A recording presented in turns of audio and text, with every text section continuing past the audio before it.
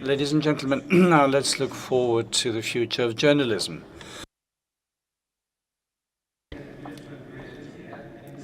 Why are some companies investing in virtual reality? And how can you be profitable in this field? And what Reuters Institute wrote about VR journalism and the next reality. So we're going to learn more about that from Christiane Wittenbecher, Sebastian Pfotenhauer, and Martin Zimper. You have the floor. Thank you. Well, we're talking about the research and development department or the innovation department, but anyway, publishers even today dare to invest in virtual reality and 360-degree communication. By way of introduction, I just wanted to tell you that journalists are storytellers. We are all storytellers. We talk about reality, of course, but we are telling stories, and this is why I believe media are being bought and read, because stories are told that touch us deeply, and virtual reality is simply one of the new media that can be used to tell stories. How this is done and how intensive this can be, we'll hear more about this today. But anyway, the question needs to be asked whether private media houses, media companies that work with multimedia, will they also produce multimedia in future and virtual reality, or will this be left to the public companies? They have more funding, of course. So here you see what we compiled for you. And of course, we could have shown you more elaborate works or publications, but we have tried to show you things that can be produced with a limited budget. And there are 16 examples that you can see in more than 10 stations around the room while you're listening to presentations. And during the break, you can get such a virtual reality headset and learn more about this new medium. So the question is, what is virtual reality? There are discussions about that, and I think that the answer is quite simple. One thing is, well, you put yourself into a different kind of reality, or is this computer generated? So we're not going to start with such a debate here, because the spectators themselves, the users or the spectators, make no difference whether it's reality or virtual reality. Virtual reality is everything that can be consumed with virtual reality goggles. The publishers, they focus on 360-degree video. That's easier to produce and simpler, and that's what the focus of my presentation will be, but the spectators don't make a difference. Meanwhile, there are also two good and interesting studies on the subject that my presentation refers to.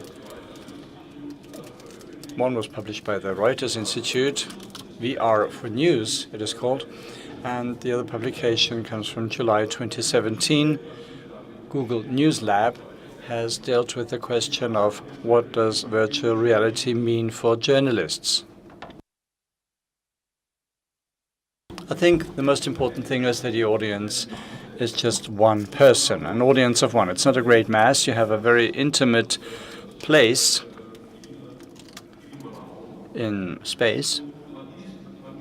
So you occupy a very intimate space, and you beam yourself into another space, and all of a sudden you are immersed in a 360-degree environment.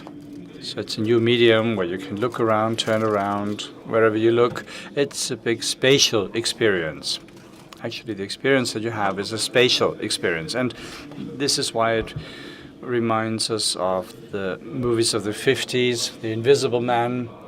So it's like you are the invisible man, and you are all of a sudden in places that you normally don't get to. So you're beamed there. You're not a neutral observer, but you yourself become part of the space around you. So you belong to this space or to this stage where you beam yourself to. Empathy is much stronger than for a film or a newspaper article that you read. It's a very, it's an experience that is imbued with empathy. You can see for yourself if you try it out at one of those stations. And you don't need interaction to build empathy. So it's not only about it being an interactive experience.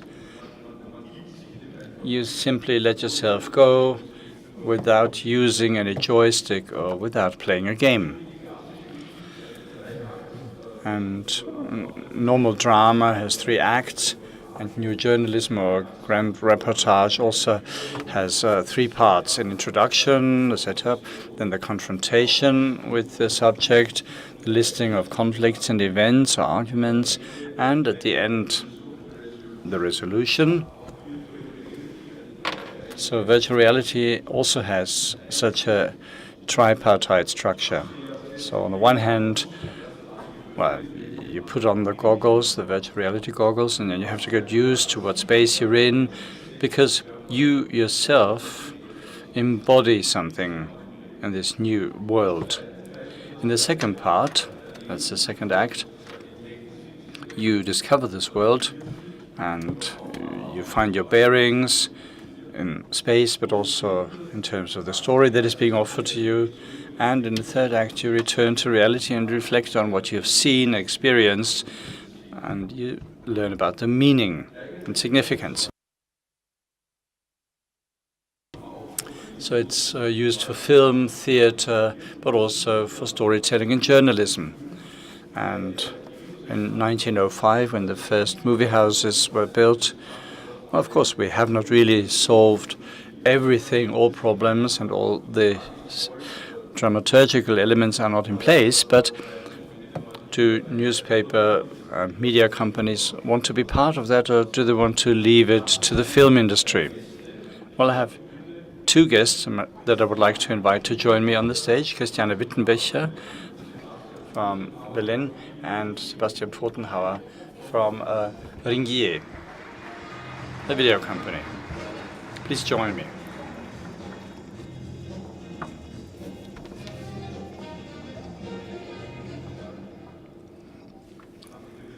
Let me start with Christiane, ladies first.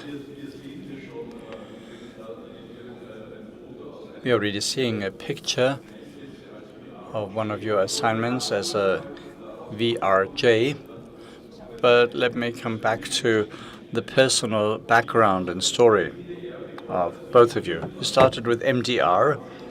So how do you become a virtual reality journalist? Do you have to be an enthusiastic designer, or do you have to have a special education or training, or can you be a normal journalist and get there? So it helps to have an affinity for technology. My training was a classical journalist. I was a volunteer for public television, so I worked with radio, television, online, social media. Then I went to the Axel Springer Group. I was in the World Video Unit of Axel Springer. And then 2 years ago, I handed in notice.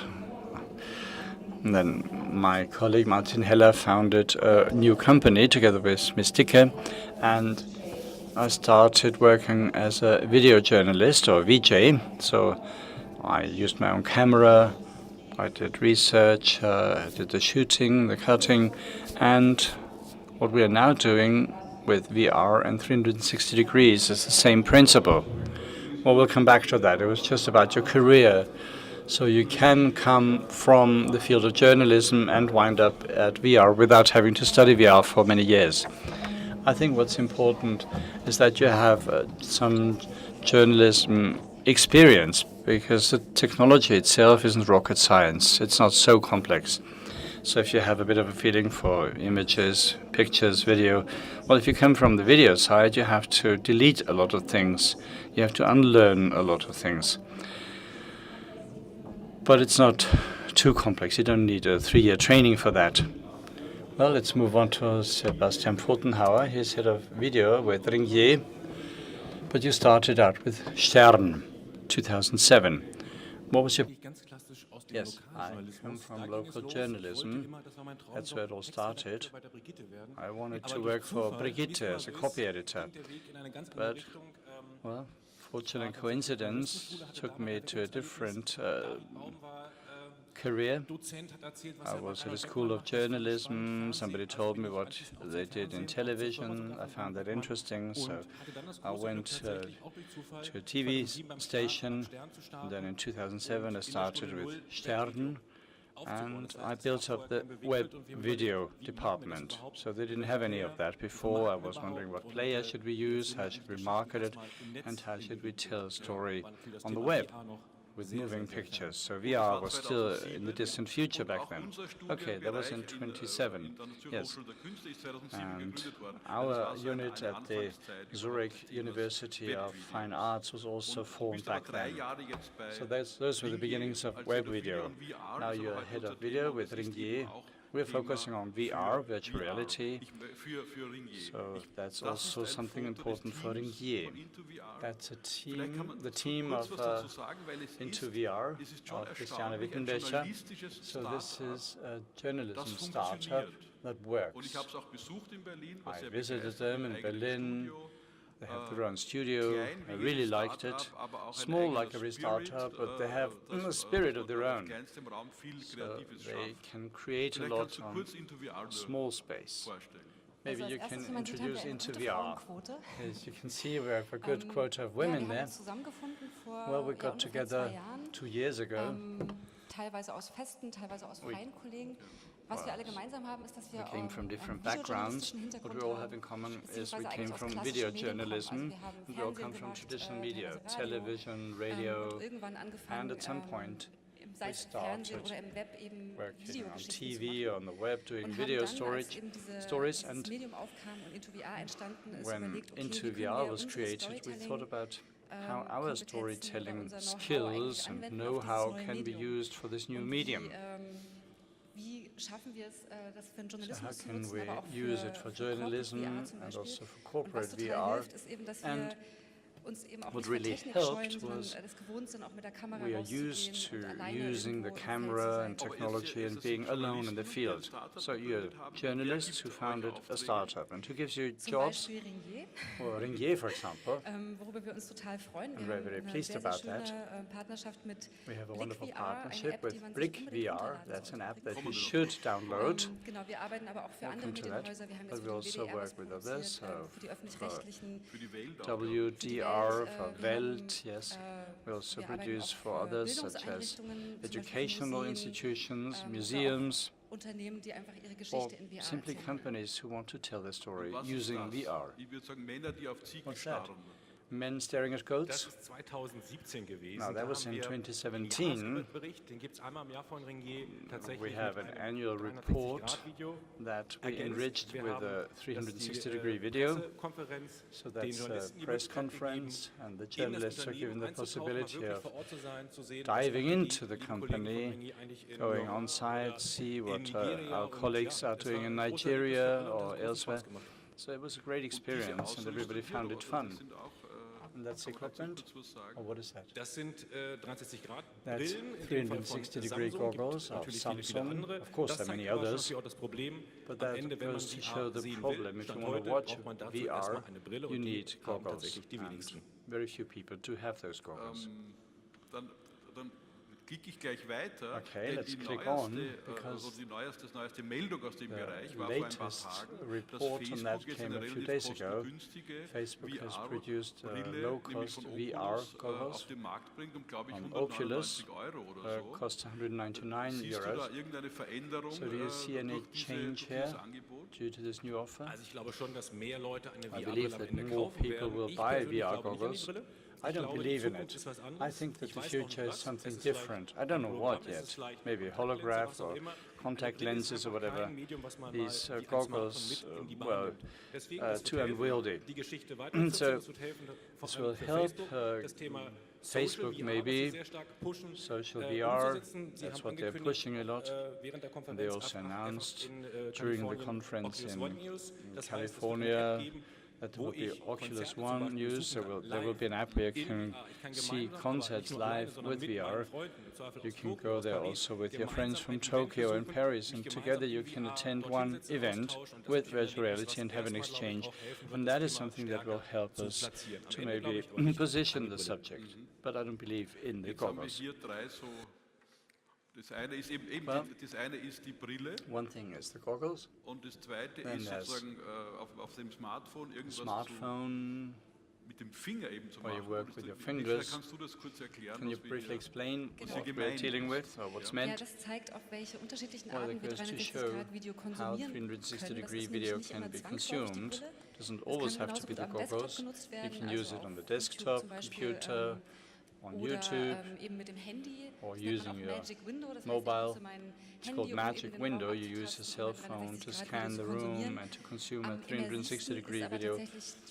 But the most innovative is the goggles, the VR goggles. So Oculus Go, I think this development shows that these developments are happening very quickly. Oculus Go is not too expensive, it's not so complicated, where you don't need to put in a cell phone. So that goes to show that we're talking more about the mass market, even though it's not there yet. So if you want to have an immersive experience, you should use VR goggles. But astonishingly, a lot of people are using their own computer screen, right, to see VR videos. Yes, we were surprised about it. That's why we focus on 360-degree video, because we found that most of our users consume these videos on the desktop, and they're extremely happy to use the mouse to look in all different directions. It's a completely different experience than what they were used to, and this is why, of course, we continue to focus on 360-degree videos. But we'll see some examples of that. We're going to look at the equipment, because you may think that you have to invest a whole lot of money and it's very cost-intensive, but it's not.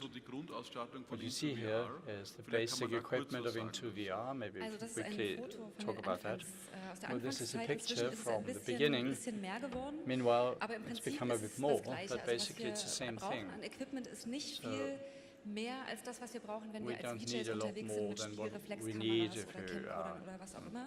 Working with Wir the brauchen Stativ, wir haben camcorders. unterschiedliche Kameramodelle. So we have a tripod, Ton natürlich, wir haben different brauchen camera immer models, externen Ton. sound of course, we Inzwischen always haben need wir auch external ein bisschen sound. Meanwhile, fortgeschrittenere we also have Audiogeräte, nicht some nur das kleine more Zoom-Gerät advanced dort. audio Aber was man equipment, sieht, not ist just a eigentlich little recht Zoom komplex. device Von den here. Kameras, But anyway, it's quite Kameramodellen, complex. setzen wir auch ganz And unterschiedliche ein. Es gibt we use von ganz different types einfachen of cameras, very Consumer-Kameras, zum Beispiel der simple Samsung consumer Gear, cameras, die Samsung 200 Gear that oder costs sowas, 200 euros. hin über Rigs, wie zum Beispiel But also rigs. ja, genau. So Was man zum there are a Beispiel couple of rechts cameras. sieht, ist On the right-hand das side you Freedom see 360 Mount, also da Freedom sind 6 for einzelne GoPro-Kameras 6 zusammenmontiert. mounts, so Es gibt aber auch several ein bisschen GoPro cameras bessere mounted Kameras, wie die together. Zcam S1 But Pro, there's die ein also bisschen the teurer ist. Zcam S1 Pro that's a bit more expensive. How much does it 9.000 cost? Euro ungefähr, haben wir aus 9,000 Hongkong euro. einfliegen lassen. We Und had die it 6 GoPro flown in kosten from aber 6 Hong mal Kong. 300 Euro. The 6 oder sowas. GoPro Ja, costs dann 6 kommt auch noch times das Rig dazu. 300. Ich glaube, Yes, das and then sind there's the rig. Yeah. 2.000 Euro, So it's wenn ich about mich nicht irre. 2,000 euro, all things Ich finde, told. dieses Bild macht Angst. Die But I Zahlen think machen that Angst. makes you afraid. The figures make you afraid. So what we are trying to do, tatsächlich dieses Thema stärker in den of Newsroom course, zu tragen. we're Wirklich trying Journalisten to vermutlich carry selber this to the aus- newsroom, Fotografen encourage vermutlich. Nehmt the doch bitte journalists, einfach photographers eine to Kamera try it mit. out. Das Why ist aber don't you so, bring a eine Kamera. camera? Hast du noch was Ich vorbereitet? habe noch, Es sowas gibt- habe ich auch zum Beispiel. Nein, es Yes, gibt- I've es gibt sehr, prepared sehr kleine something for you. Kameras, Well, there are von little GoPro, cameras Fusion, von of Samsung GoPro, Gear, Samsung ich Gear, habe gehört, others. Die kosten 300 bis They 500 cost 300 to 500 Euro. euro. Und die sind sehr, sehr erschwinglich und die machen das tatsächlich They so are einfach quite für die affordable and they Nutzer, make things dass so jeder easy jeder for the ein user. So 360 really Grad Video everybody mitbringen kann. can Das bring hilft uns a auch, wenn wir zu sagen, 360-degree video. That helps us because we don't need this really expensive equipment. Everybody can do 360-degree video. That means a lot more is being produced. So it's really very easy all the way to automatic stitching. You see that a camera, a 360-degree camera consists of at least 2 individual cameras. These two pictures need to be stitched together, that's stitching. And the new cameras can do that. They do this automatically, so everybody can produce it. You don't need major equipment. So it's not the technology that makes a big difference. We don't need super advanced cameras. So if you know about the medium a little bit and know how to tell a story with this medium, you can use a Samsung Gear and do really good stuff if you use it properly. So it's not a race for the most expensive equipment and best technology. We try to see what camera can be used for a given situation, and often Samsung Gear is the method of choice, because with this device we can maybe get closer to what we want to shoot. So it's not enough to simply put a camera there and then it records 360 degrees. So what you see, it's not only about finding an excerpt, but the journalist or the director cannot be next to the camera, otherwise he will be in the picture, and that's a problem, especially when you want to have an interview.